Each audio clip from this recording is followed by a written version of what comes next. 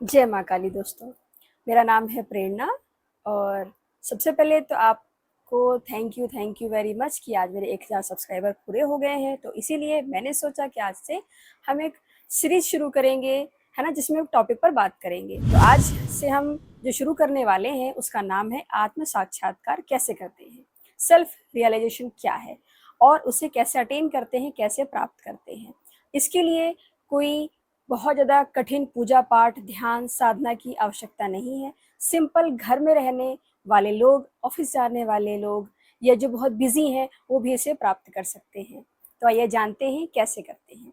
आत्म साक्षात्कार सबसे पहले तो होता क्या है? अपने आप को जानना कि क्या है, अपने स्वरूप को जानना, अपने मन को शांत करना, कठिन परिस्थितियों में भी ईश्वर पर कैसे विश्वास बनाए रखना और अपने धैर्य को न खोना, अपनी विषमताओं को जानना और अपनी अच्छाइयों को जानना और उसे अच्छे से प्रयोग में लाना, इस जिससे समाज का कुछ भला हो सके। तो इसे ही हम कहते हैं आत्म साक्षात्कार। जब तक ये नहीं होगा हम कभी भी किसी भी जीवन की ऊंचाई तक नहीं पहुंच पाएंगे। ठीक है, तो इसके लिए हमें जीवन में जो छोटी छोटी चीजें होती हैं, लाइफ रूटीन, उसमें थोड़े थोड़े चेंजेस करने की जरूरत है। तो इसीलिए हम ये सीरीज शुरू कर रहे हैं और इस सीरीज का पहला पार्ट है आरोग्य साधना।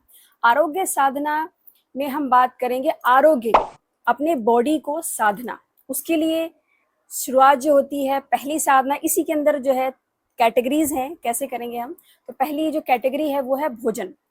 जैसा हम खाते हैं वैसा हमारा मन होगा। पुराणों में भी कहा गया है कि जैसा खाए अन्न वैसा रहे मन, है ना। तो क्या होगा, अगर पहले तो हमें क्या करना है कि थोड़ा कम खाना है। जैसे हम खाते हैं 4-6 रोटी, तो उससे आधा, मतलब रोटी कम खा लो, एक रोटी कम खा लो अपनी एनर्जी के अकॉर्डिंग। अगर आप बहुत ज्यादा फिजिकल वर्क करते हैं तो आप थोड़ा सा ही कम करें। ठीक है, भरपेट खाने के बजाय कम खाना है। वैसे भी हमारे पुराणों में भी कहा गया है कि एक भाग खाना, एक भाग पानी होना चाहिए और एक भाग खाली होना चाहिए, जिससे भोजन को पचने में समय कम लगे और जगह भी मिल जाए। थोड़ा कम खाना है। ठीक है, तो और क्या चीज है कि जैसे कि दो लोग हैं, ठीक है, तो एक है पर्सन जो ज्यादा खाता है और खाने के तुरंत बाद लेट जाता है। एक दूसरा पर्सन है जो कम भी खाता है और थोड़ा बहुत हिल डुल भी लेता है, चल फिर भी लेता है, कुछ नहीं तो एक चक्कर लगा लेता है अपने घर से वॉशरूम के, किचन के, ऐसे, है ना, घूम लेता है। या आप ऑफिस में हैं अगर, तो ऑफिस में भी वॉशरूम चले गए, यहाँ वहाँ किसी से बात कर ली, थोड़ा हिल डुल लिया एज कम्पेयर टू जस्ट, है ना, सिटिंग। तो उससे क्या होगा, फर्क पड़ेगा आपकी बॉडी में। ठीक है, तो एक ये साधना हो गई आरोग्य साधना के अंतर्गत। दूसरी है कि मन को संतुलित करने के लिए जो भोजन करें जितना हो सके सादा करें। जैसे कि बहुत ज्यादा स्पाइसी मिर्च मसाला हो, नशे वाला तम्बाकू, है ना, बीड़ी, ड्रिंक वगैरह सब ना के बराबर हो। कुछ लोग बोलते होंगे हम बिल्कुल भी नहीं करते हैं ड्रिंक वगैरह, अच्छी बात है, लेकिन कुछ लोग क्या होते हैं फिर खाने में बहुत स्पाइसी लहसुन प्याज खाते हैं। होता क्या है कि जब हम इन चीजों को खाते हैं तो हमारी हमारी बॉडी का तामस है वो बढ़ जाता है, एनर्जी है वो बढ़ जाती है, और उस एनर्जी को हम यूटिलाइज नहीं करते हैं। कैसे यूटिलाइज होगी मैं आगे बताऊंगी। और ना यूटिलाइज होने की वजह से, प्रयोग में ना लाने की वजह से वो हमारे अंदर ज्यादा हो जाती है। फिर वही गुस्सा, चिड़चिड़ापन, घबराहट, बेचैनी, छोटी छोटी बात पे एक्साइट हो जाना, गुस्सा आना, ये सारी चीजें हमारे साथ होती हैं। सबके साथ होती होंगे, नॉर्मल है। तो अगर हम अपना थोड़ा सा ये बदलाव कर सके, अगर हम नहीं कर सकते सादा भोजन, कोई बात नहीं।